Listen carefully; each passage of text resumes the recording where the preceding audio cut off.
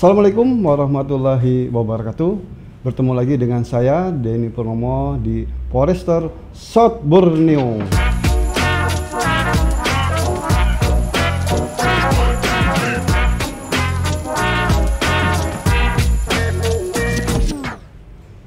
Selamat bertemu lagi sobat rimbawan semua. Dalam kesempatan ini kita akan membahas lagi berkaitan dengan kiprah KPH. Dalam kesempatan ini kita akan membahas KPH Hulu Sungai, dan kebetulan pada pagi ini Kepala KPH Hulu Sungai berkenan hadir, yaitu Pak Rudiono Herlambang. Apa kabar Pak? Baik, terima kasih Mas Ini. Alhamdulillah. Alhamdulillah baik. sehat. Ini kita akan membahas KPH Hulu Sungai. Ini KPH yang berbeda dengan KPH yang ada di Kalimantan Selatan, karena KPH Hulu Sungai ini membawahi 3 kabupaten, Ya, gitu Pak betul, ya? ya betul. Nah ini cukup menarik. Nanti kita akan bahas bagaimana nanti kiprah KPH dalam membangun kehutanan di 3 kabupaten ini. Ya. Mungkin nanti akan dijelaskan oleh Pak Rudi bagaimana kiprahnya. Mungkin bagaimana Pak kaitannya dengan kiprah KPH dalam rangka membangun kehutanan di 3 kabupaten ini Pak? Ya, terima kasih Mas Deni. Sebenarnya KPH Hulu Sungai itu dibentuk berdasarkan SK Menteri Kehutanan nomor 78 tahun 2010 ya. Pada waktu itu namanya KPH Hulu Sungai model ya, KPH Hulu Sungai model unit 9. Kemudian pada perkembangannya ada review dari SK Menteri Kehutanan berdasarkan SK Menteri Kehutanan nomor 363 tahun 2021. Ada perubahan yang tadinya KPH Hulu Sungai Hutan Lindung atau HL ini menjadi KPH Hulu Sungai KPHP ya. Jadi KPHP yang luas wilayahnya meliputi hampir 129.000 hektar yang terdiri dari 3 kabupaten. Yang pertama Kabupaten Tapin, kemudian Kabupaten Hulu Sungai Selatan, dan Kabupaten Hulu Sungai Tengah. Jadi KPH Hulu Sungai itu meliputi 3 kabupaten dengan luasan hampir 129.000 kawasan hutan. Itu Mas Deng. Yeah. Ini berkaitan dengan Pak pelaksanaan kegiatan-kegiatan kehutanan Pak, itu apa aja Pak yang dilaksanakan oleh KPH Hulu Sungai Pak? Jadi KPH Hulu Sungai itu merupakan kepanjangan dari Dinas Kehutanan. Jadi kepanjangan dari Dinas Kehutanan. Karena kepanjangan dari Dinas Kehutanan, kita dalam bekerja menerjemahkan dari kebijakan-kebijakan yang ada dari Dinas Kehutanan. Yang pertama mengenai pemberdayaan masyarakat, kemudian kegiatan perlindungan hutan, kemudian ada kegiatan pemanfaatan hutan di situ. Di situ juga ada kegiatan rehabilitasi hutan dan lahan. Jadi ada beberapa memang yang menjadi atensi dari pimpinan kita. Ya, Mas. Ini berkaitan dengan pemberdayaan masyarakat Pak ya. Ini kalau di KPH Hulu Sungai apa juga ada kegiatan perhutanan sosial Pak? Ya betul. Di KPH Hulu Sungai ini kita mempunyai izin perhutanan sosial yang hampir 20 izin ya. Jadi ada hutan desa itu hampir 10, kemudian hutan kemasyarakatan itu ada 6, dan ada 3 ya kemitraan kehutanan. Jadi kurang lebih 19 ya. Dulu ada namanya kerjasama kemitraan dengan KPH, namun itu sudah tidak diperbolehkan. Jadi itu hanya sekarang ada izin-izin perhutanan sosial yang dikeluarkan oleh Menteri Kehutanan. Ya. Berkaitan dengan Pak, ini pelaksanaan perhutanan sosial tadi kan ada beberapa izin yang sudah diberikan oleh kelompok tani Pak ya. Itu bidang usaha apa aja Pak yang dikembangkan di sana Pak? Jadi kalau hutan desa itu hampir di hutan desa itu hampir semuanya itu KUPS-nya itu usahanya itu hampir jasa lingkungan. Ya, untuk hutan desa.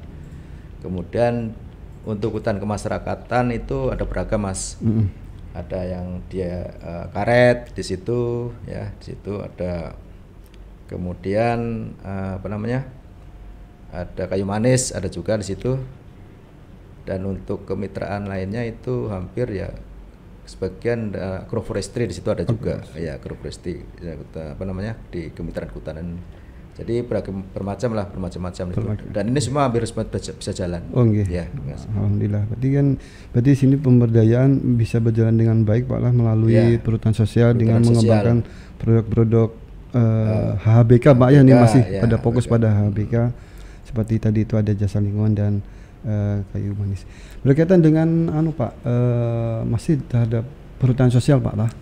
Ini ada di sebagian wilayah itu mungkin karena ketidaktahuan masyarakat Pak, itu ada penolakan Pak. Nah, bagaimana kalau di Hulu Sungai Pak berkaitan dengan perhutanan sosial, apakah masyarakat menerima secara terbuka atau ada di beberapa tempat yang masyarakat masih agak menolak Pak untuk khusus di KPH Hulu Sungai Pak? Untuk sementara hampir di KPH Hulu Sungai itu program perhutanan sosial itu hampir semua berjalan Mas.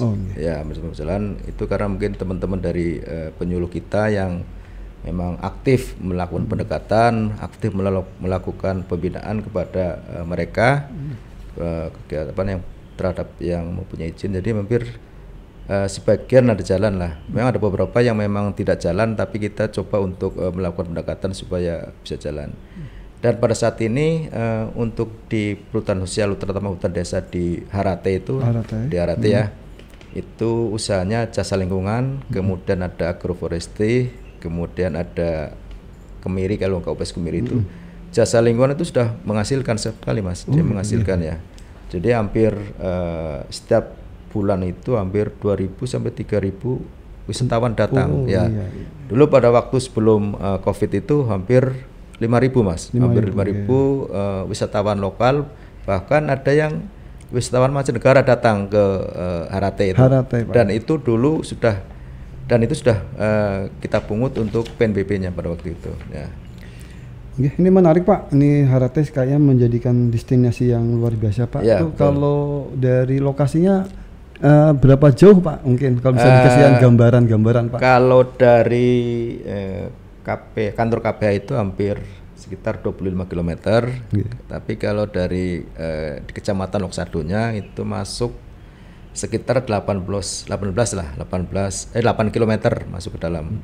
Jadi kalau masuk dalam memang itu ada desa namanya Desa Harate. Jadi kalau masuk itu harus menggunakan sepeda motor. Memang pemandangan sangat asik sekali Mas. Gitu. Jasa lingkungannya bagus sekali. Dan ini diakui oleh teman-teman wisatawan dari mancanegara yang datang itu memang sangat eksotik di situ. Dan memang ada kultur budaya masyarakat Dayak yang masih origin ya di sana ya. Mereka, dan ini menjadi destinasi wisata yang menarik bagi para wisatawan gitu. Ya. Cukup menarik Pak ya, ini di sini ada semacam kombinasi Pak ya, antara keindahan alamnya tadi. Betul. Ada air terjun Pak ya, terus ditambah keindahan alamnya, plus keindahan budaya. Ya, betul. Ini berarti buat sobat Rimbawan cukup menarik, nanti bisa dicoba. Apa kalau sekarang udah mulai dibuka Pak? Itu. Sekarang sudah mulai dibuka Pak. Ya. Dan satu lagi Mas, bahwasanya itu di daerah Harate itu dia penghasil kemiri, kemudian dia penghasil HPK kayu manis juga. Ya, jadi memang potensial sekali di Desa Harate ini. Ini Pak ya, merupakan kayak desa asli suku Dayak. Ya, asli Dayak, asli wisata, destinasi wisata lah, desa wisata lah di situ. Ya, desa wisata. Jadi cukup menarik untuk dicoba dikunjungi, apalagi ini setelah Covid sudah selesai, nanti bisa rekan-rekan untuk bisa melihat, membuktikan keindahannya. Perlindungan hutan, nanti kita akan bahas lebih jauh lagi bagaimana kegiatan-kegiatan sungai KPH Hulu Sungai berkaitan dengan kegiatan perlindungan hutan. Tapi yang setelah yang satu ini.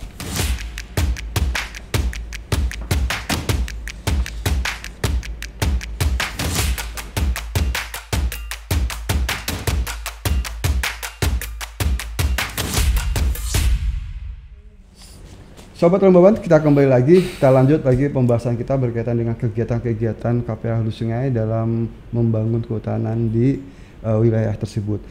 Saya lanjutkan Pak, ini berkaitan tadi disampaikan berkaitan dengan kegiatan perlindungan hutan Pak, itu bagaimana untuk tingkat kerawanan di KPH Hulu Sungai sendiri Pak?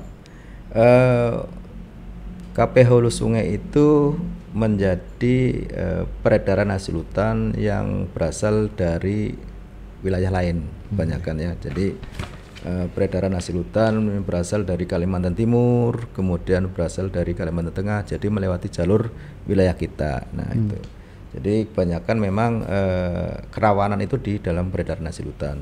Ya, di dalam kawasan hutan kita hampir kurang lah, karena memang sebagian kawasan kita berada di hutan produksi dan itu berada di namanya di Kabupaten Hulu Sungai Tengah. Sebagaimana kita ketahui bahwasanya Hulu Sungai Tengah mereka sangat memegang prinsip-prinsip terutama masyarakat adatnya, mereka sangat memegang teguh untuk kegiatan berkaitan dengan perlindungan di kawasan hutan. Jadi kita sebenarnya sangat terbantu sekali dengan masyarakat yang adat di sana terkait dengan kegiatan-kegiatan yang sifatnya mengganggu kawasan hutan kita.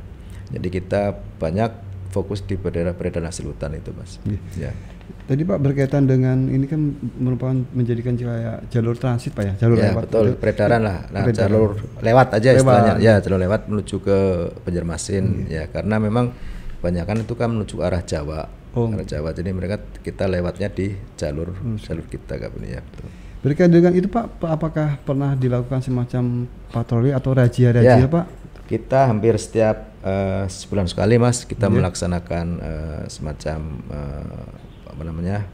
patroli ya terhadap peredaran hasil hutan. Dan pada saat ini kita juga sedang menangani kegiatan yang namanya peredaran hasil hutan sedang kita tangani dan masih dalam proses penyidikan. Jadi mudah-mudahan dalam waktu dekat itu sudah bisa masuk ke pengadilan itu. Jadi di samping memang kita melaksanakan peredaran hasil hutan, kita juga melaksanakan pembinaan terhadap masyarakat yang berada di dalam kawasan hutan, supaya mereka tidak melakukan yang sifatnya mengganggu melaksanakan gangguan keamanan hutan. Jadi kita sangat intens sekali melaksanakan pembinaan kepada masyarakat di dalam kawasan hutan utamanya, supaya mereka tidak melakukan kegiatan apakah itu namanya perambahan, kemudian illegal logging. Jadi di satu sisi kita melaksanakan penegakan hukum, di sisi lain kita melakukan pencegahan. Ada dua sisi yang kita laksanakan terhadap kegiatan perlindungan hutan. Jadi dilakukan baik pencegahan maupun juga perlindungan. Ya, ada penindakan. Sejauh ini bagaimana? Ada penurunan Pak? Untuk setidaknya kita bisa kalau bisa mencegah ya untuk melakukan. Kalau masalah penurunan mungkin tidak seperti yang signifikan sekali, karena memang petugas kita kan sangat terbatas sekali.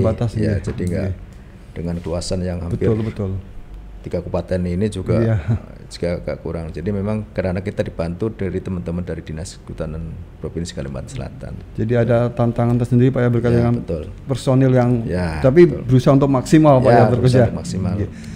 Kemudian Pak, ini berkaitan dengan masalah perlindungan. Kalau masalah tingkat kebakaran Pak, bagaimana Pak? Kalau ini kita mau menjelang musim kemarau nih Pak. Ya, jadi seperti kita ketahui mungkin di tahun 2020 atau 2021 kita mengalami penurunan gangguan kebakaran hutan ya, yang sangat signifikan.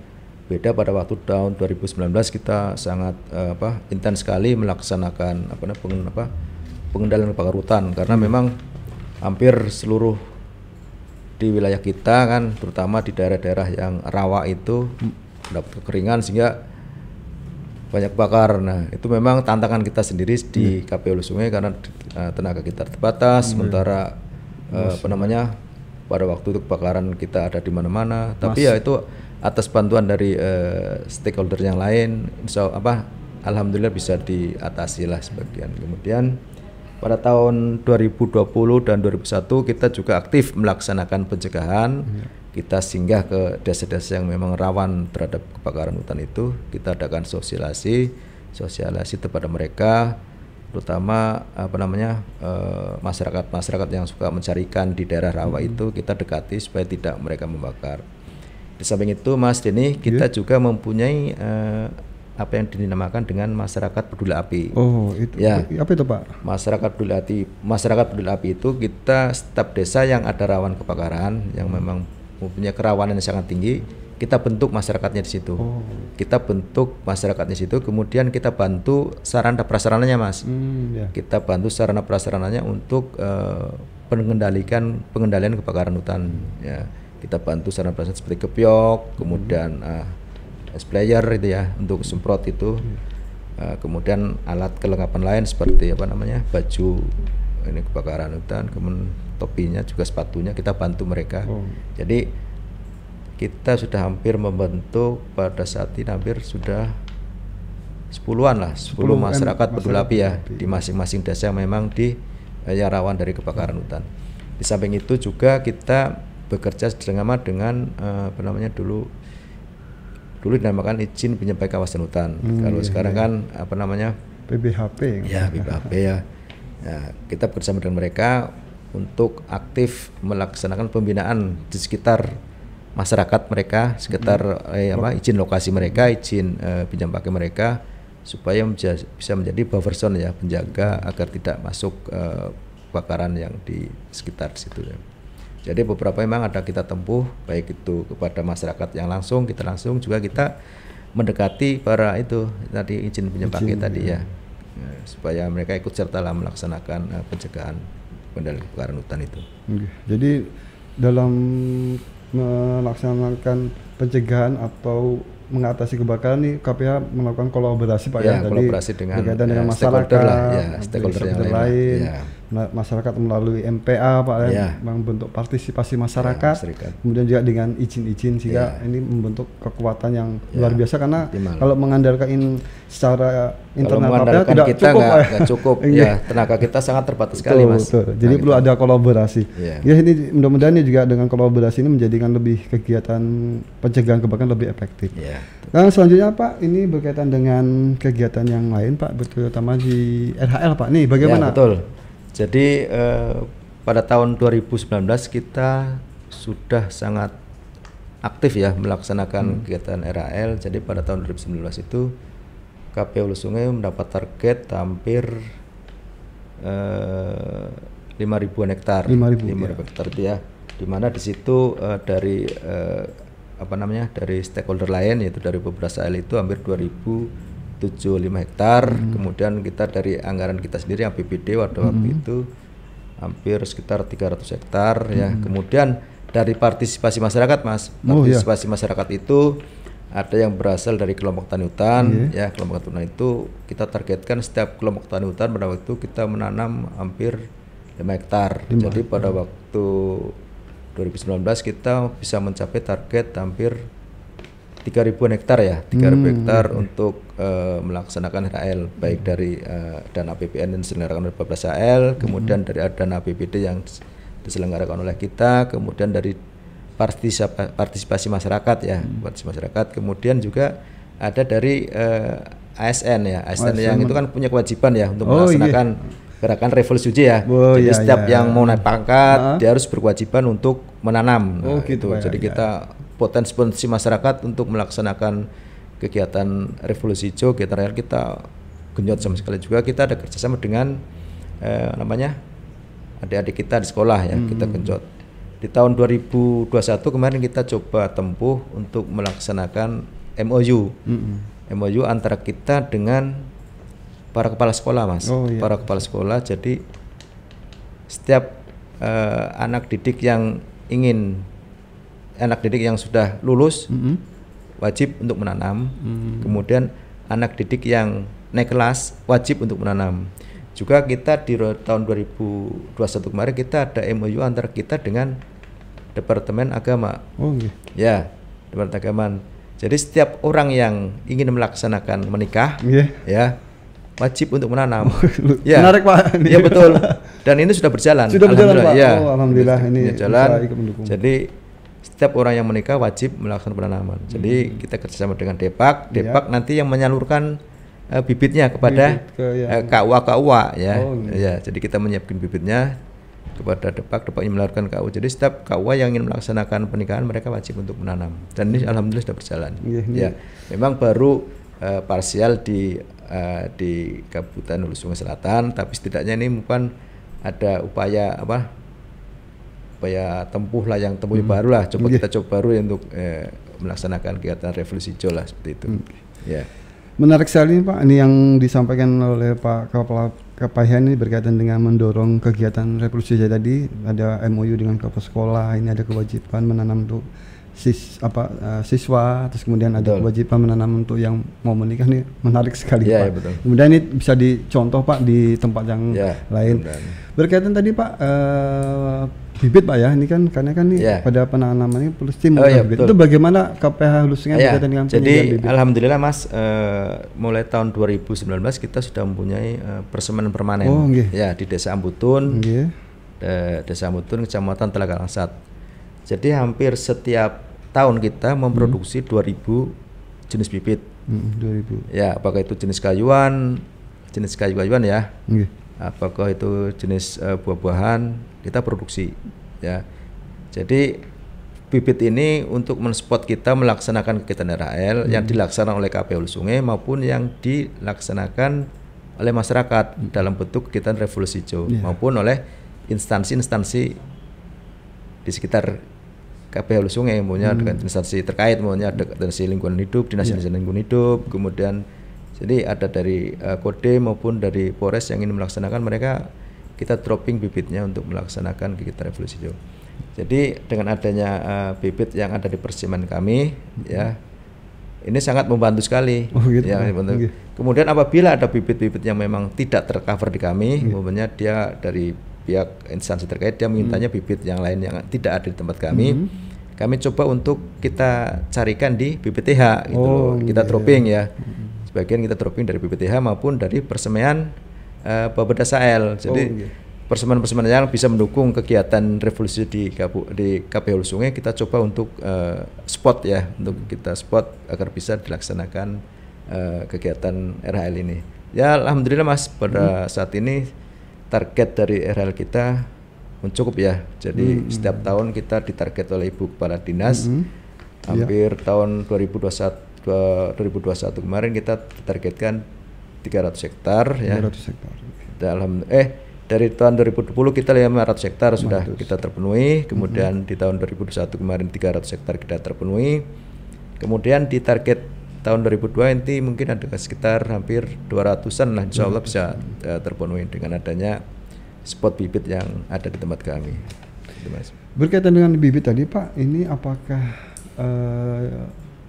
sifatnya seandainya Pak ada masyarakat berminat ingin menanam Pak, misalnya punya lahan kosong, kemudian ingin menanam jenis tanaman yang ada di persemaian KPH Hulu Sungai, apakah itu bentuknya gratis atau bagaimana Pak itu? Ya, sifatnya itu floor pure gratis semua gratis Mas. Pak ya? Ya, bahkan tanpa biaya sama kami sekali kan Pak ya? punya armada Mas. Yeah. Jadi kadang-kadang yang kalau masyarakat yang membutuhkan bibit yang sangat banyak sekali ya, apakah itu jenis sengon, kemudian yang sangat banyak, kan bisa kami distribusi langsung ke lokasi. Wis pokoknya masyarakat nanam aja ya, bibitnya gratis, kemudian nanti kalau memang jumlahnya banyak akan kita distribusikan. Dan ini sudah kita berapa kali kita tempuh sebenarnya. Jadi masyarakat tinggal memohon kepada kita, Pak, kita punya lahan sekitar 5 hektar ya kan, kalau bisa mengajukan permohonan untuk bibitnya berupa KTP ya, nanti kita distribusikan ya, diberikan. Jadi memang harapannya dengan kemudahan-kemudahan itu masyarakat itu akan ikut terpancing untuk menanam itu loh, untuk menanam sehingga mereka ada respon terhadap kegiatan Revolusi Hijau gitu loh. Dan ini alhamdulillah berjalan Mas di tempat kami. Berjalan Pak ya, alhamdulillah. Ya. Berarti hampir masyarakat pun tinggi. Hampir target bibit yang hampir setiap tahun 200.000 itu habis terus Mas. Bahkan kita kekurangan ya itu tadi yang di spot oleh persemen dari BPTH, kemudian persemen dari Bapeda Sahel. Alhamdulillah berjalan sebenarnya. Iya, alhamdulillah. Iya Pak, ini mungkin ada hal terakhir Pak mungkin yang bisa disampaikan Pak Rudiono, mungkin apa yang ingin Pak Rudis ingin sampaikan. Ya, terima kasih Mas, bahwa memang sebenarnya membangun kehutanan itu perlu keseriusan ya. Betul. Keseriusan. Jadi semua stakeholder kita dorong ikut serta berpartisipasi. Di KPH Hulu Sungai mempunyai potensi yang sangat banyak Mas, mulai dari baik di hutan kayu maupun hasil hutan bukan kayu maupun jasa lingkungan. Hutan kayu contohnya sengon di tempat kita sangat banyak sekali Mas, karena memang ada program sengonisasi. Kemudian potensi HBK kita juga sangat banyak sekali Mas, yaitu bambu kita banyak, ya. Kemudian madu kita sangat banyak di KP Hulu Sungai, madu kita sangat banyak. Kemudian jasa lingkungan kita, jasling kita memang banyak yang belum potensinya sangat besar sekali, tapi banyak yang belum tergali, yang mungkin berkaitan dengan anggaran ya, yang mungkin kita belum arah situ, tapi memang potensi sangat banyak sekali, Mas. Potensi besar. Ya, sangat sekali. Mudah-mudahan dengan potensi yang begitu banyak sekali di KP Hulu Sungai bisa menarik para investor lah. Betul. Untuk ikut menanam membangun di KP Hulu Sungai, ya, menghutanan seterusnya. Mungkin itu, Mas. Terima kasih.